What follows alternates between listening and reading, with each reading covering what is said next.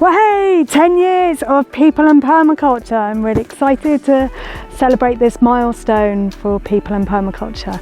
Over the last 10 years, People and Permaculture has had 2 editions. It's also been translated into Spanish, French and Dutch, and more translations on the way. If you're one of the readers of People and Permaculture and you've appreciated my book, maybe you'd like to share something from it. Maybe you'd like to share a way it's changed your thinking, a design you've done, or a design you want to do.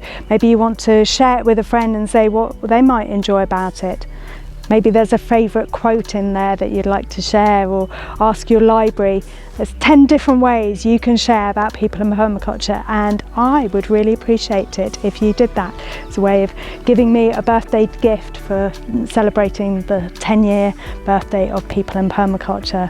Thank you so much to publishers, to all my readers, all the people, my family that have supported me in writing this book. I'm really grateful for this web of support that has enabled People and Permaculture to be birthed into the world and to find its own way in the world. Thank you so much.